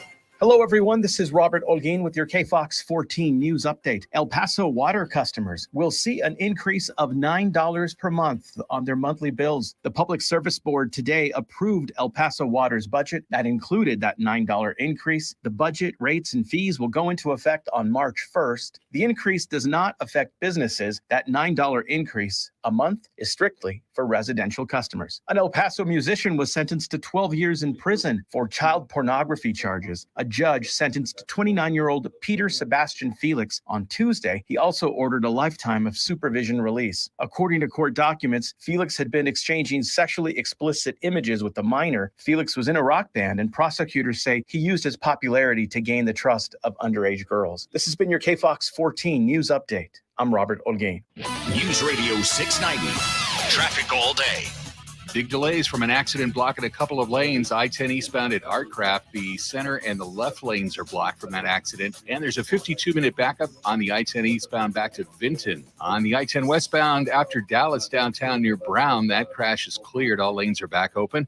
And watch for a disabled vehicle blocking the right shoulder on the 54 Patriot northbound before Pershing Drive. Carrie Edwards, El Paso traffic. From the KFOX 14 Severe Weather Center, I'm meteorologist Brad Montgomery. After a windy one for our Wednesday, the winds are going to calm down tonight. Temperatures are going to drop down into the 30s, so a cold start. You want your coat and jacket tomorrow morning. Breezy and cooler for our Thursday. Highs the mid to upper 50s, and it looks like we'll see nicer weather return for the end of the week. Partly cloudy for your Friday, high around 62. More clouds for your Saturday, high around 66. From the KFOX 14 Severe Weather Center, I'm meteorologist Brad Montgomery. This report is sponsored by Progressive Insurance. Progressive Commercial Insurance flexes to fit your business needs, from quick repairs to adjustable coverages and even payment options. Progressive Commercial makes it easy to get what you need. Quote today in as little as 6 minutes at progressivecommercial.com. Hi guys, it's Mark. Are you struggling with erectile dysfunction? Did you know that a major medical breakthrough is now available and it isn't a pill? Today, Wednesday, January 11th, we're running a one-day special you won't want to miss out on. Northbrook Medical Clinic uses the most powerful form of wave therapy. This is a technology clinically shown to repair blood vessels and improve blood flow. It's backed by 60 clinical studies, including from Cambridge. If you're ready to regain that spark in the bedroom, today is your day. Call us now and you'll qualify for the assessment and ultrasound totally free. You'll also get a gift that can produce rapid and powerful results in the bedroom in minutes. You're going to love that one, guys. Trust me. And today only, we're offering 5 tune-up treatments to our patients free. This is an unprecedented offer worth hundreds of dollars, but call today and qualify totally free. Call 915-529-9000. That's 915-529-9000. Guys, put a stop to your erectile dysfunction and get your life back. Call Northbrook Medical Clinic now to qualify. This offer ends today, Wednesday, 915-529-9000. Struggling with CPAP? Now there's Inspire, the only FDA-approved obstructive sleep apnea treatment that works inside the body to treat the root cause of sleep apnea with just the click of a button. No mask, no hose, just sleep. Visit inspiresleep.com to learn more. Progressive Commercial Insurance flexes to fit your business needs, from quick repairs to adjustable coverages and even payment options. Progressive Commercial makes it easy to get what you need. Quote today in as little as 6 minutes at progressivecommercial.com. This report is sponsored by Progressive Insurance. 180 over 111, and I had a stroke. I couldn't speak or walk. This is high blood pressure. Get back on your plan. Go to loweryourhbp.org. Brought to you by the American Stroke Association, American Medical Association, and the Ad Council. El Paso's News Radio 690 KTSM. Live from the KTSM AM 690 studios, it's Talk El Paso with Andrew J. Polk. To be a part of the show, call 915-544-KTSM or follow on Facebook at facebook.com/Talk El Paso. Now here's your host, Andrew J. Polk. Thank you all so very much for joining us here for Talk El Paso, airing live on News Radio 690 KTSM. I am your host, Andrew J. Polk. Thank you for tuning in, however you may be doing so, be it on air, online, live streaming through the free and reliable iHeartRadio app, or joining us over on the various social media pages that we are up on these days.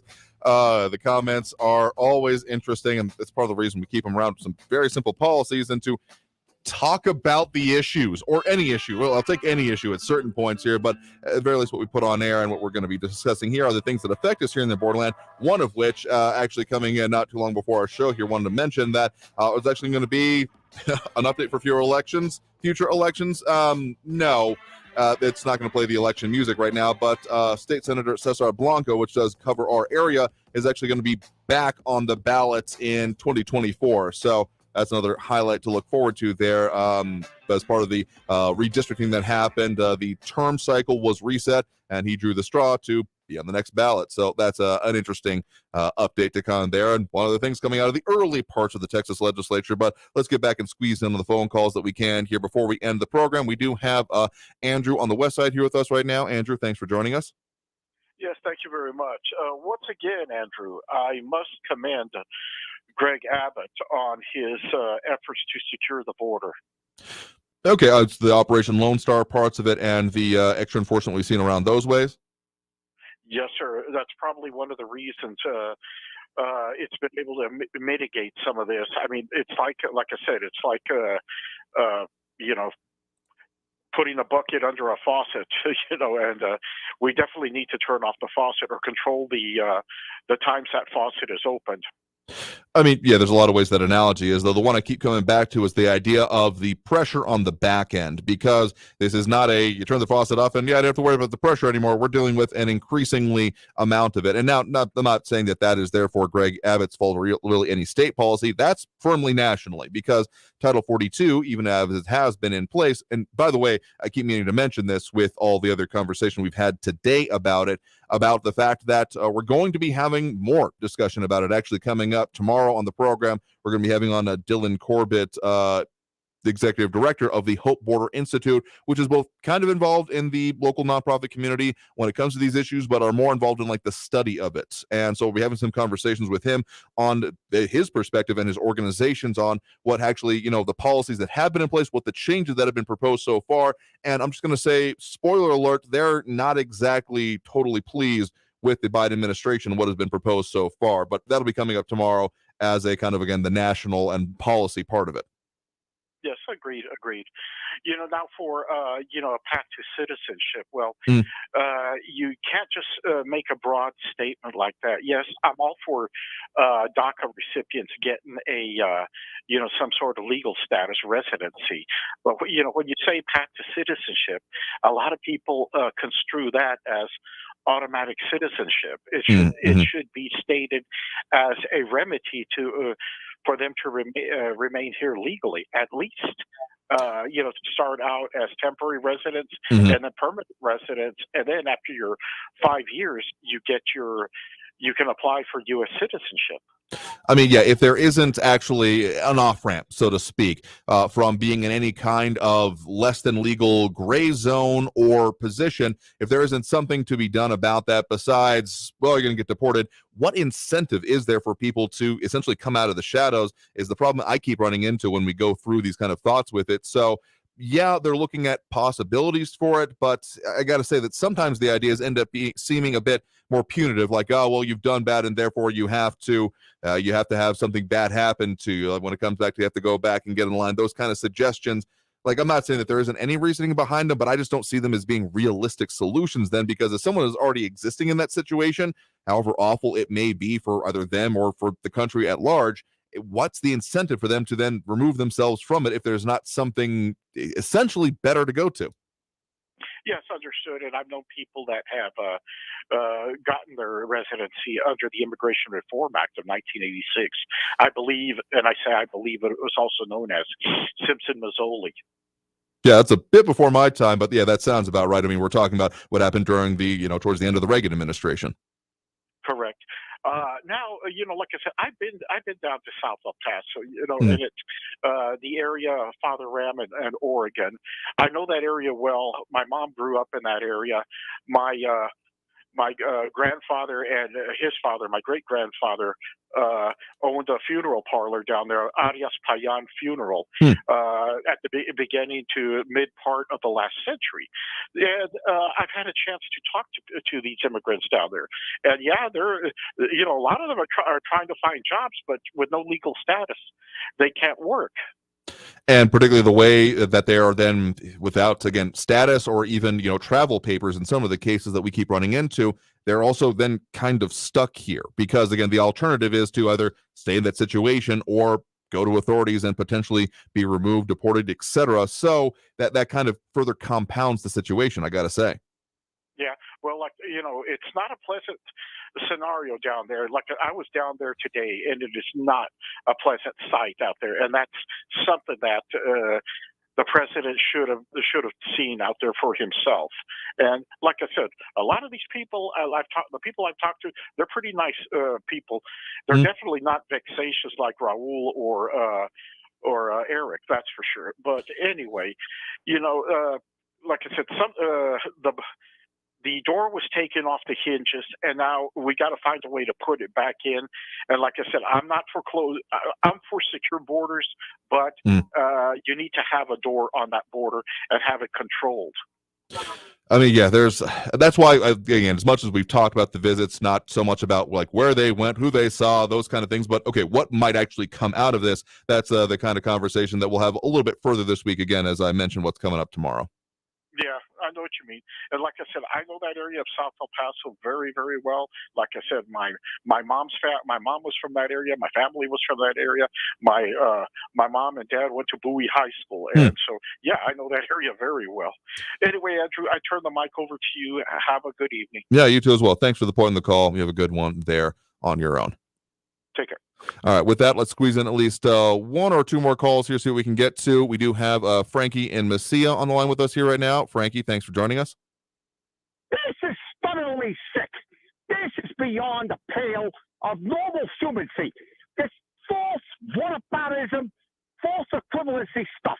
Now, JB, supposedly they found some top secret documents or classified information.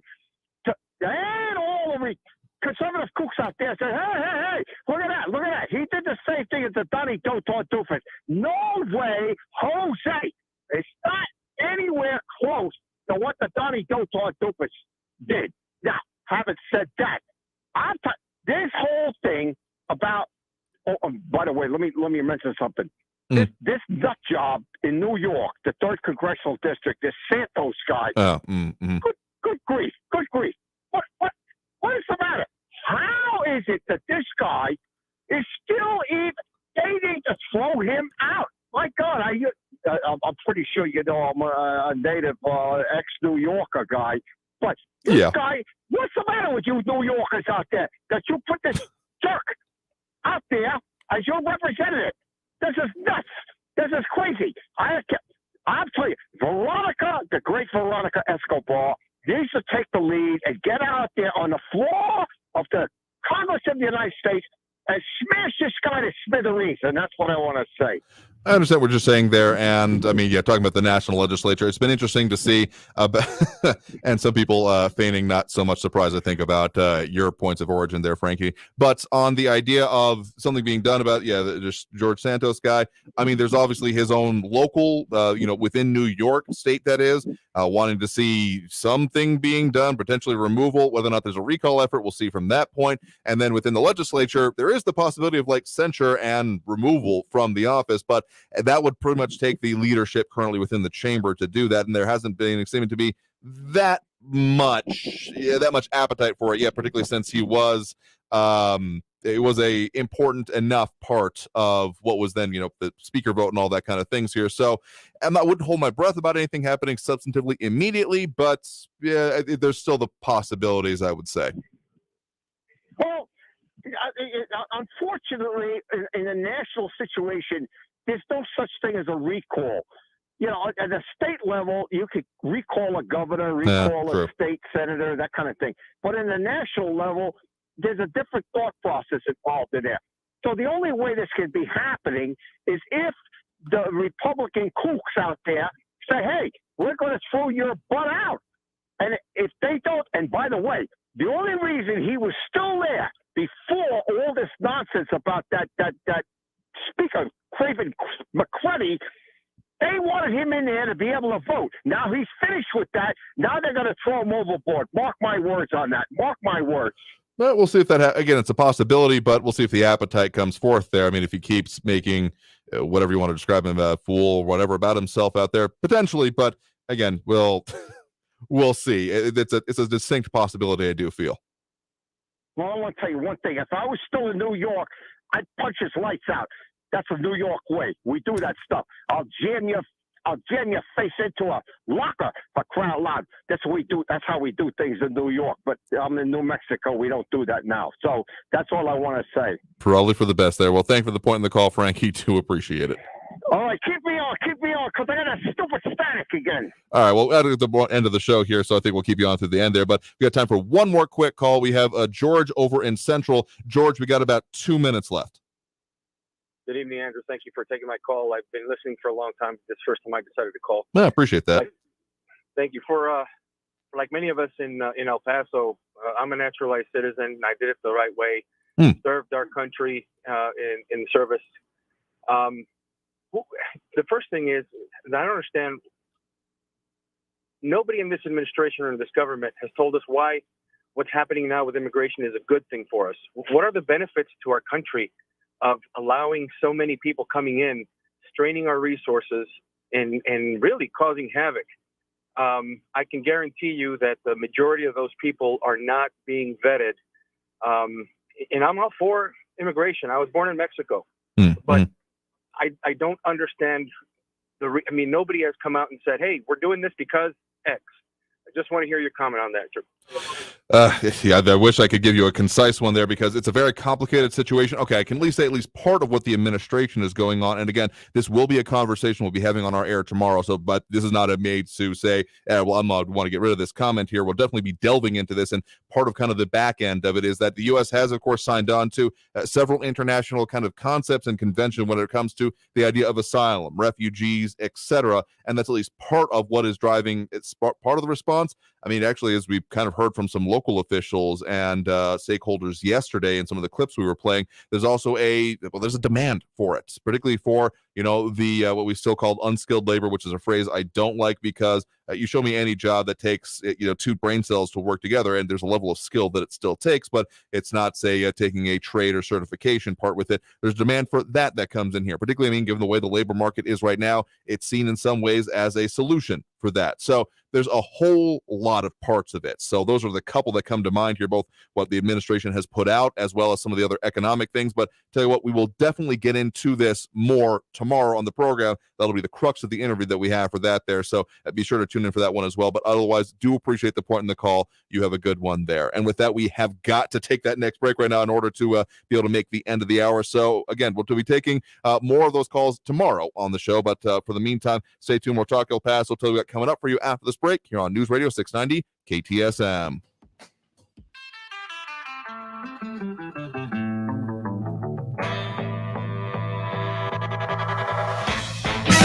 Traffic all day. News Radio 690.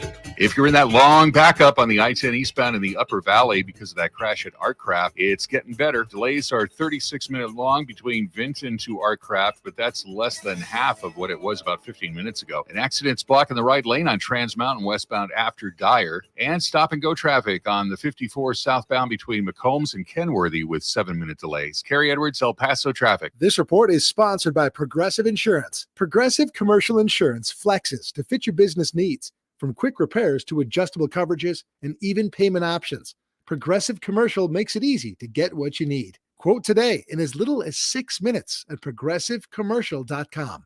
Hey folks, Cash Blitz scratch games from the Texas Lottery are here for you right now, and you want to check them out because you could win top prizes from $5,000 all the way up to $1 million. You can enter for a chance to win a VIP trip to an iHeartRadio event or concert. If you're listening to us, you probably might enjoy that, but also win a trip to Austin to play the $10 million Cash Blitz Challenge and attend the iHeart Country Festival. Play today and be sure to visit TexasLottery.com for all the details. News Radio 690 KTSM.